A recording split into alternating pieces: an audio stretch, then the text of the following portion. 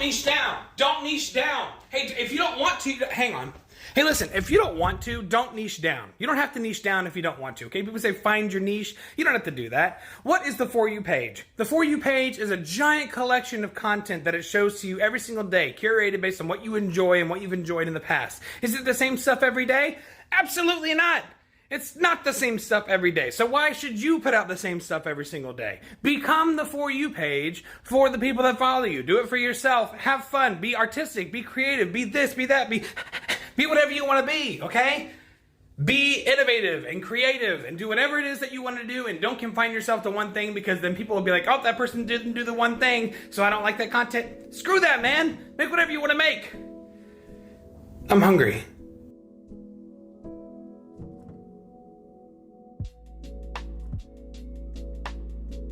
I'm willing to bet that a lot of you have spent some amount of time in the past few years thinking about if your job was worth it. Like, you need to survive, and you need to pay some minimum set of bills.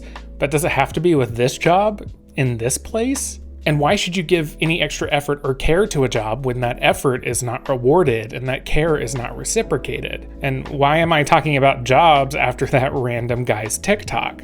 Well, we'll get back to that later. By now, you probably know that these are the thoughts and feelings that recently reinvigorated the labor movement in the United States. Now, the lines blur a bit, but if you were to quit your job and that job was a fancy desk job that you did from home, or at least you did until people decided the pandemic was over, then you might get lumped in with the Great Resignation. But if you were an hourly worker attempting to form or actively participating in a union, maybe striking for better working conditions, then labor movement is probably a term that you would hear more often. Or maybe, like me, you've just realized there's jobs that you don't have to take, that you won't take anymore. Like jobs that can be done from home that won't allow you to do them from home. This collective shared understanding that we, the workforce, have suddenly regained of our labor power is a hell of a moment. And it's the first thing to inspire me politically in a really, really long time. But a little closer to home, I've been thinking a lot about work, and specifically my work, and who that work is for. And that thought has brought me to a bit of a conclusion. I don't think that I want to work for a company anymore. Now, a quick list of caveats. First, if you're my employer, hi, thank you for watching. And also, I just want to say that I love my job, and it's just that long term, I want to work for myself. And I'm genuinely saying that, by the way. I am paid and treated very well. Second, I'm going to be talking a lot about myself in this video, and I get that that's not for everyone. So if you just want to go to the part of the video where I talk about what's in it for you, you can go to this timestamp right here. Hopefully that worked. Or if I did it right, there should be a chapter where you can just skip straight to that part. You know, those little bars at the bottom of the video, there should be a chapter for that as well. And third, this is not some resolution I set for myself. It's not something I'm trying to do immediately or even this year. It's really a long-term goal. It's a thing I've been thinking about for a long time, but has really solidified itself over the last 6 months or so. I don't want to go into a whole communist manifesto here, and I don't even know if I'm qualified to do that or really have my opinions on all of that. But over the past few years, I've really started to come to this belief and wanted to shape my life around this belief that we can have a functioning society without the need to sell our labor to corporations. Said another way, we can exist by selling goods and services to each other. And that sounds nice. I think I'd personally really like to do that. And there's a lot of things I'm good at that make me think that I could make this work out for me. Like, I'm pretty okay at this, and I think that if I actually put more effort into it, I could build a pretty nice community here. And one thing I'm pretty good at is making software. And I don't know if you know this, but software is something that people are willing to spend money on. I'm also a musician, and while people are not really willing to pay musicians, it is something that I can make for people. And actually, I do see a way that the three of these can kind of connect. Like, if I could build an audience of people here, like people like you, who really enjoy and watch my videos, and really get to know you all and understand your needs, and then build things for you, software maybe, that you wanted to pay for, that could turn into a small business that could, you know, at least take care of me and my family doesn't need to be ridiculous and Facebook sized. I don't need that. And in fact, I already have a small group of my audience that is musicians. And they come to me for content around helping them get set up with their technology. And that's something that I could help make easier for them. That sounds like something that could make me a living. Like it might be able to be my job, except for one really, really unfortunate thing. People be like, you have to have a niche to get followers on TikTok. This idea of finding your niche is actually a fundamentally dehumanizing aspect of modern day capitalism. In late stage capitalism, we are becoming the products. And this idea of expressing yourself and sharing yourself on social media in a niche form is about commercializing yourself. It is about commodifying your self-expression. The idea is to externalize your motivations. Think about what other people want from you, not what you want from yourself. And that's really bad for mental health, because the more we externalize ourselves in that way, the more we push our motivation to external factors, the harder it becomes to connect with our internal motivations and continue to be motivated by what we genuinely care about on the deepest, most spiritual levels.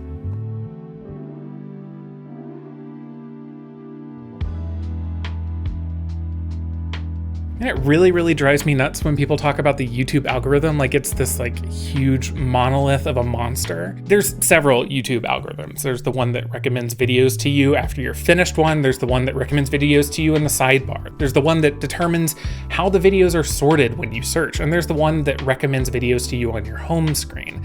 And that's just the ones that I can think of off the top of my head. There's many, many algorithms, but as YouTube creators, we're kind of subservient to these algorithms in order to get our videos to your eyes and ears. There's many things that we can do to help our videos sort of get treated better by the algorithm, but really the success of a video is driven by watch time and retention. So that's how much total time did viewers spend watching a particular video, and how far along did they get in the video before they clicked away either to another video or off the YouTube platform entirely. And that's why you see all of these kind of gross tactics, like promising something and then dangling it in front of the viewer for 85% of the video's runtime. Well, we'll get back to that later. Or these thumbnails with over-the-top facial reactions and red arrows and 3 or 4 word taglines. This is something that, frankly, I think I've kind of got down, because if someone comes across my video, I want them to click it and watch it. But that's just part of a strategy on acquiring an audience. Part of the strategy on keeping that audience is what you might have heard called picking a niche or niching down. I don't think in 2022, with as social media literate as we all are, that I really need to explain what a niche is. But basically, if you watch my videos and you subscribe to my channel, you're expecting a very particular kind of content. And if all of a sudden I start making a different kind of content, you might unsubscribe. That's the idea of niching down. I've got to pick my niche, and I got to stick to that niche, stay in my lane, so that you don't unsubscribe. As a creator, if I stray from that kind of content, I risk alienating an audience that I worked hard to build. And this is one of the main reasons that my channel is not any bigger than it is. I've had several individually successful videos on this channel, but my content is all over the map. I started this channel in 2007, and for the longest time, for the better part of a decade, it was just random videos that I had made in high school and college that I uploaded for my family and friends to watch. And then a couple years ago, I started posting music to this channel. And frankly, that didn't do so hot. I was mostly doing it because at the time I was streaming on Mixer and then Twitch, doing cover music every Tuesday night. And I was trying to grow that audience a bit. Then I had the idea to do a series on how to stream music on Twitch. And that little series actually did pretty well. I actually have one video in that series that gets Google search results, not just YouTube search results, but Google search results specifically. And in fact, sometimes I'm Googling things that I need help with and I see my own video pop up. And it does pretty well and makes me a very, very tiny bit of money every few months. And I get comments on that video all the time looking for technical support, etc., etc. It was the first kind of success that I had on YouTube. But then came the console wars video. I remember telling my friend a few years ago that I wanted to talk about tech and tech policy the way that I was listening to people talk about tech and tech policy all the time. And we talked about how there wasn't really an open lane for that, but that if I really wanted to do it, I should do it anyway. And I hemmed and hawed for a number of years and then finally said, screw it, I'm just gonna start putting videos up. The console wars video was the second video I made after I just decided to start putting those thoughts out on the internet. And it got 75,000 views. That day, in fact, that entire week was completely nuts. Like, I really don't know how to explain to you what getting 75,000 views is like when you're used to 100 views being a big deal. And because of that video, I talked a lot more about games on this channel, but I kept talking about tech because that's originally what I wanted to do as well. I'd been looking for a place for that for years, and some of those videos, they took off, and others, usually the ones that I was most proud of, didn't. The ones that took off often were the ones I spent the least amount of time on, but occasionally, really occasionally, something I was really proud of, something I spent a lot of time on, would maybe not take off, but after a few months would start to gain some traction, would hit one of those algorithms. And that's what happened with the Kentucky Route Zero video, and more recently, with the Forgotten City video. But the whole time, it's felt like I was fighting these damn algorithms. Like I was serving the needs of YouTube and of Google to keep you watching this platform, rather than serving your needs or my creative desires. And like, I'm diagnosed with ADHD. I said in my GBA video, I have a new hobby every 60 days or so. And like, hyperfixation is no joke. I'm not always gonna wanna make videos about music tech or video games or tech policy. And I couldn't keep up with a channel that was about any one of those things individually. At least not right now. So instead of making the things that I wanna make, I spend my free time optimizing my videos for the benefits of a corporation, selling my labor for a cut of their ad dollars. And the software that I'm best at making, it's often distributed via platforms owned by Apple and Google, platforms that I have picked apart extensively on this channel. And you know what all this reminds me of? It reminds me of working for a company. Like, I've traded one system of oppression for another. Hello. This weird thing is happening. I've noticed that in the last several months, my number of followers has stayed exactly the same, both on Instagram and TikTok. And then I went and I looked at my analytics and realized that each week the same number of new followers is balanced out by almost the exact number of people unfollowing me, and it's a large number. So I didn't realize that I actually have a lot of new followers, and I know why this is happening. It's because I think people come for it was the 90s, and you know what? Everyone needs an easy laugh, and everyone needs to feel relatable right now. I get it. But I can see on the days where I post something that's not, it was the 90s, maybe I say something deeper, maybe something you don't agree with, there's a large mass exodus on that exact same day. So that's why. And, so first I guess I want to say hello to all my new followers. There's a lot more of you than I realized. And maybe it's just a natural evolution that has to play itself out while I find my people on the apps. But hello, welcome. It was the 90s. And also, I'm an ex-Christian who doesn't believe in God anymore. And I fully support trans people. And Black Lives Matter. And it seems to me who needs critical race theory right now the most are adults. Now maybe that just made you super angry and you want to unfollow me. I get it. You came for an easy laugh. But this is me. And if you have the guts to stick around, maybe you should. Because ultimately I'm about empathy. And it's not the 90s anymore. In America, empathy is a political act. It was in the 90s too. Bye.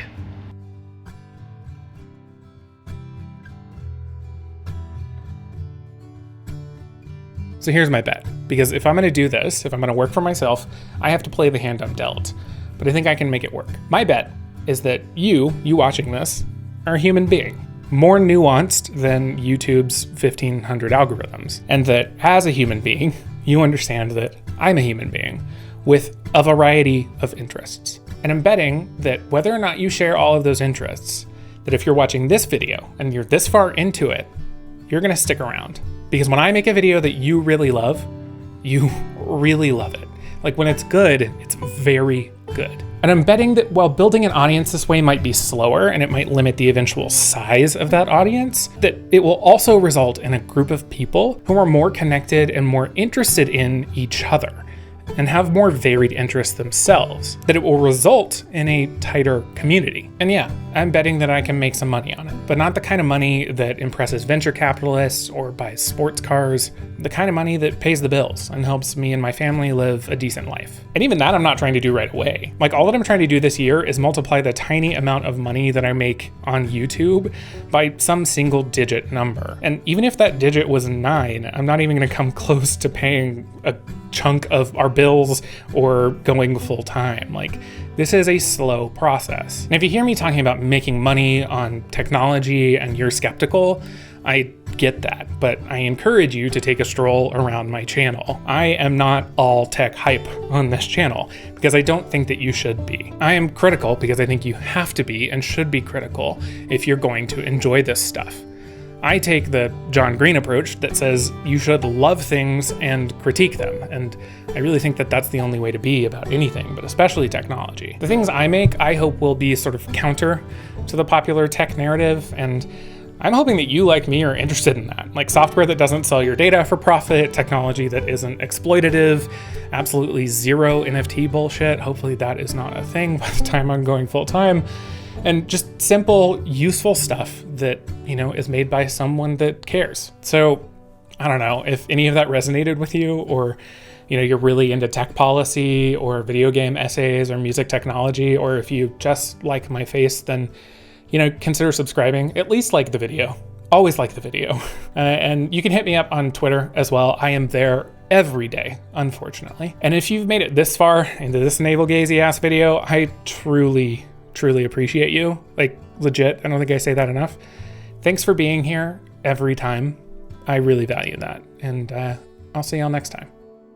Oh, and before I go, I made an app. It's free. It's for those times when someone doesn't understand what QR codes are and posts one on Instagram or emails it to you and you're like, what do I scan this with? A second phone? Literally, all it does is scan QR codes from your photo library. I made it on Swift Playgrounds 4 on the iPad. That's actually why I made it. I was looking for a project and my friend Sean was complaining about when people post QR codes on Instagram. So thanks to Sean for the idea.